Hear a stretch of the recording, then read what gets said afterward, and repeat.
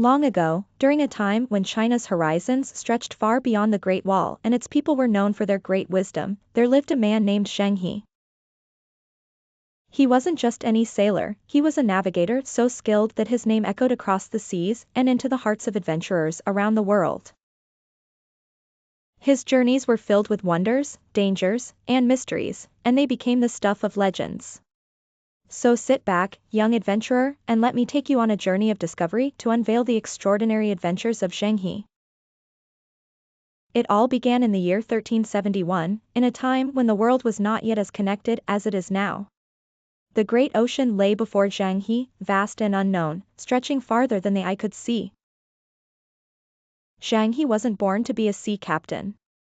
He was born in a small village, far from the ocean, where he was once a child who loved exploring. However, destiny had something more exciting in store for him. When Zheng He was still a boy, war came to his homeland. The armies of the Ming Dynasty swept through his village, and in the chaos, Zheng He was taken captive. But fate has a way of turning the tables, and this is where Zheng He's remarkable story truly began. He was brought to the imperial palace of the Ming Emperor, Yongle, who recognized his intelligence, strength, and potential. Rather than being a prisoner, Zheng He was educated and later given an important role as an admiral. Now, Zheng He was ready to set sail, his childhood curiosity for adventure transformed into a passion for the unknown. Emperor Yongle had a grand vision for Zheng He. He wanted to send him on missions to foreign lands, to create alliances and open new trade routes, to show the world China's greatness and discover its mysteries. Zheng He would lead a series of voyages that would go down in history as some of the greatest the world had ever seen. Zheng He's first journey was not just about sailing across the seas, it was about building bridges between people, cultures, and kingdoms. The fleets were enormous, with ships so grand that they dwarfed any vessels of their time. These ships were called treasure ships because they carried precious gifts, rich silks, and exquisite porcelain to give to the foreign kings and emperors they would meet. As Zheng He and his crew sailed out of the shores of China, the oceans opened up before them like a vast, endless blue world of possibilities. The sea breeze blew with an air of excitement and mystery. With every new island they passed, they met people unlike any they had seen before. Some were kind, offering gifts in exchange for Chinese treasures. Others were wary and unsure of these strangers from the east, but Zheng He's diplomatic skills helped him bridge those gaps. He treated every encounter with respect and curiosity, eager to learn from every culture he encountered. On one of his earliest voyages, Zheng He's fleet arrived in Southeast Asia. They docked at Malacca, a bustling port city that acted as a crossroads of trade between the East and the West. The king of Malacca, eager to establish a strong relationship with China, welcomed Zheng He with great honor. Zheng He's visit brought about a new era of peace and cooperation, and trade flourished between the two nations. It was here that Zheng He began to realize how powerful connections could be when people worked together. He had a dream to build an oceanic community where trade, knowledge, and peace could flow freely between the nations of the world. But Zheng He's voyages were not just peaceful and diplomatic. He also faced many challenges. There were fierce storms, angry seas, and pirates who threatened to plunder his treasure ships. But Zheng He and his crew were resilient. In times of adversity, Zheng He showed not only his bravery but also his deep understanding of leadership. He knew that a true leader didn't just command from the front, he inspired his crew, ensuring they stayed strong and united. As they sailed further into the Indian Ocean, Zheng He reached the shores of India.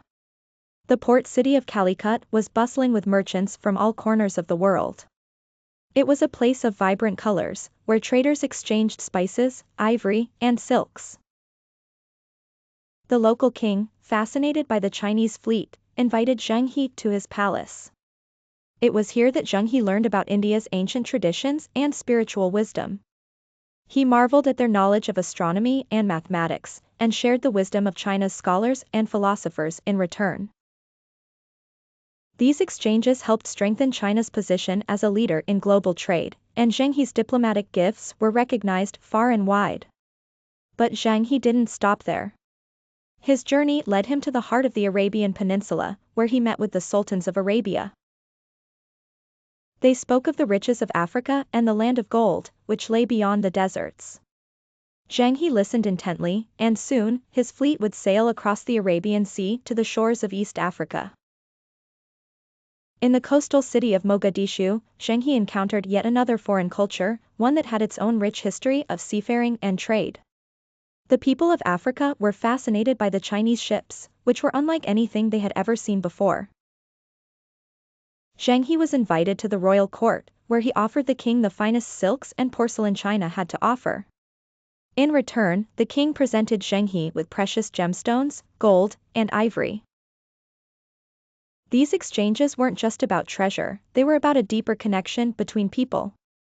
Through Zheng He's voyages, he established not only trade routes but also friendships and alliances that would last for generations. His travels had a ripple effect, sparking the curiosity of many to explore and connect with the world beyond their shores. Zheng He's greatest voyage was perhaps the longest and most perilous. He sailed all the way to the east coast of Africa, to the land of the Swahili people. His fleet faced enormous challenges as they navigated uncharted waters, battling fierce storms and navigating through dangerous reefs. But Zheng He's determination never wavered. His belief in the importance of diplomacy and knowledge kept him moving forward. When Zheng He arrived in the city of Mombasa, he was greeted as a hero. The people celebrated his arrival with songs and dances, and the king of Mombasa gave him a warm welcome. Zheng He presented the king with a beautiful Chinese treasure, and in return, the king gifted him a statue of a lion made of gold, a symbol of the strength and courage they both shared. By the time Zheng He completed his voyages, he had sailed over 30,000 miles, visited more than 30 countries, and forged relationships that changed the course of history. He had brought peace, knowledge, and trade to places that had never known them before. His journeys were more than just a series of sea voyages, they were a symbol of the power of exploration, diplomacy, and understanding. Zheng He returned to China as a hero, and his name would live on in the hearts of those who believed in the power of curiosity and adventure. He had opened the world to China and had shown that even the vastest oceans could be crossed when people came together in the spirit of exploration and mutual respect.